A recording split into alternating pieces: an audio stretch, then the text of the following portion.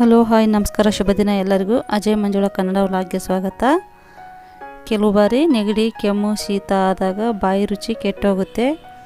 ಅಂಥ ಟೈಮಲ್ಲಿ ನಾವು ಈ ರೀತಿ ಮೆಣಸುಕಾಳಿಂದು ರಸಮ್ ಮಾಡಿಬಿಟ್ಟು ಅನ್ನ ಜೊತೆ ಊಟ ಮಾಡಿದ್ರೆ ತುಂಬಾ ರುಚಿಯಾಗಿರುತ್ತೆ. ಬನ್ನಿ ಮೆಣಸುಕಾಳಿಂದು ರಸಮ್ ಮಾಡೋಕ್ಕೆ ಏನೇನು ಬೇಕು ವಸ್ತುಗಳಂತ ನೋಡೋಣ. 1 ಟೇಬಲ್ ಸ್ಪೂನು ಕಾಳುಮೆಣಸು, ಜೀರಿಗೆ, 1 ಬೆಳ್ಳುಳ್ಳಿ, 1 ಚಿಕ್ಕದಾಗಿ ಟೊಮೊಟೊ, ಹುಣಸೆಹಣ್ಣಿನ ರಸ, ಕೊತ್ತಂಬರಿ ಸೊಪ್ಪು, ಸ್ವಲ್ಪ ಶುಂಠಿ, ಬ್ಯಾಡಗಿ ಮೆಣಸಿನಕಾಯಿ, ಅರಿಶಿಣ, ಸಾಸಿವೆ, ರುಚಿಗೆ ಉಪ್ಪು, ಎಣ್ಣೆ,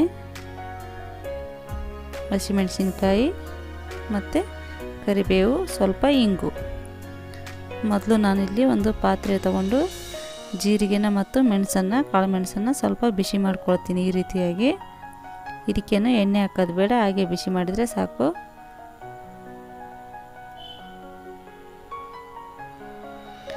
ನಂತರ ನಾನು ಈ ಥರ ಒಂದು ಕುಟ್ಟೋ ಕಲ್ಲಿಗೆ ಹಾಕಿಬಿಟ್ಟು ಚೆನ್ನಾಗಿ ಪೌಡ್ರ್ ಮಾಡ್ಕೊಳ್ತೀನಿ, ಸಣ್ಣದಾಗಿ ನುಣ್ಣಗೆ. ನೀವು ಬೇಕಂದರೆ ಮಿಕ್ಸಿ ಮಾಡ್ಕೊಳ್ಬೋದು. ಸಣ್ಣದಾಗಿ ಆಗುತ್ತೆ ನೋಡಿ, ಇಷ್ಟಾಗಿದೆ.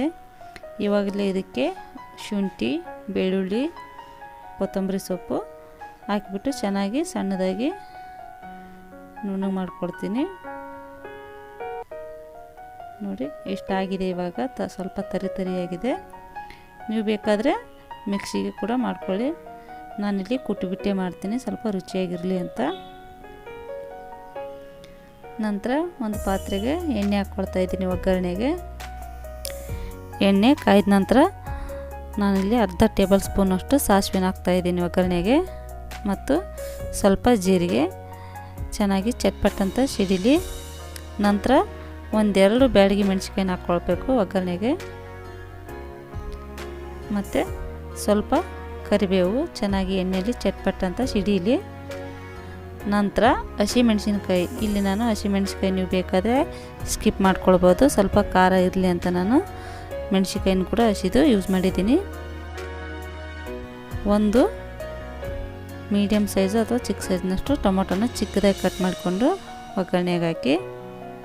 ಟೊಮೊಟೊ ಕೂಡ ಅಷ್ಟೇ ಚೆನ್ನಾಗಿ ಎಣ್ಣೆಗೆ ಬೆಂದು ಮೆತ್ತಗಾಗಬೇಕು. ಇಲ್ಲಿ ನಾನು ನಾಟಿ ಟೊಮೊಟೊ ತೊಗೊಂಡಿದ್ದೀನಿ, ಫಾರಮ್ ಟೊಮೊಟೊ ಯೂಸ್ ಮಾಡ್ತಾಯಿಲ್ಲ. ನಂತರ ಸ್ವಲ್ಪ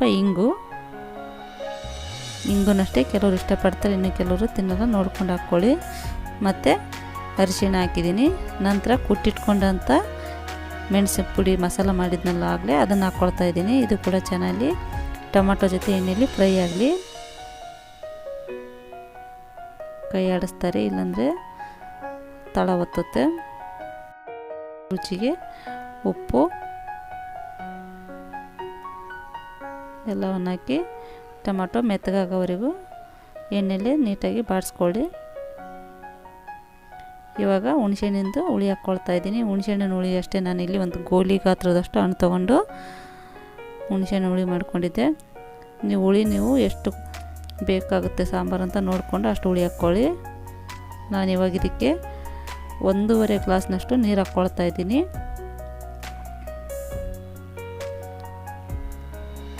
ನಂತರ ಇದನ್ನು ಒಂದು ಪಾತ್ರೆ ಮುಚ್ಚಿಬಿಟ್ಟು ಚೆನ್ನಾಗಿ ಸಾಂಬಾರನ್ನ ಬೇಯಿಸ್ತಾ ಇದ್ದೀನಿ. ನೋಡಿ ಈ ರೀತಿಯಾಗಿ ಸುಮಾರು ಸಣ್ಣ ಉರಿಯಲ್ಲಿ 10 ನಿಮಿಷ ಚೆನ್ನಾಗಿ ಕುದೀಲಿ.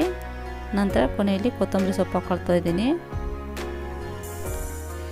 ಮೀಡಿಯಮ್ ಉರಿಯಲ್ಲಿ 5-10 ನಿಮಿಷ ಸಾರು ಚೆನ್ನಾಗಿ ಕುದೀಲಿ. ಆವಾಗಲೇ ಎಲ್ಲ ನಾವು ಹಾಕಿದಂಥ ಮಸಾಲದ ಪದಾರ್ಥಗಳು ಅದರ ಫ್ಲೇವರ್ನ ಬಿಟ್ಕೊಳ್ಳೋದು. ಇವಾಗ ಕಾಳು ಮೆಣಸಿಂದು ಸಾರು ಅಥವಾ ರಸಮ್ ಏನು ಬೇಕಾದರೂ ಹೇಳ್ಬೋದು, ರೆಡಿಯಾಗಿದೆ. ಈ ವಿಡಿಯೋ ನಿಮಗೆ ಇಷ್ಟ ಆದರೆ ಲೈಕ್ ಮಾಡಿ, ಶೇರ್ ಮಾಡಿ, ಕಮೆಂಟ್ ಮಾಡಿ ಮತ್ತು ಸಬ್ಸ್ಕ್ರೈಬ್ ಮಾಡಿ. ಮುಂದಿನ ನನ್ನ ವಿಡಿಯೋಗಳ ನೋಟಿಫಿಕೇಷನ್ಗಾಗಿ ತಪ್ಪದೆ ಬೆಲ್ ಬಟನ್ ಕ್ಲಿಕ್ ಮಾಡಿ. ನಮಸ್ಕಾರ.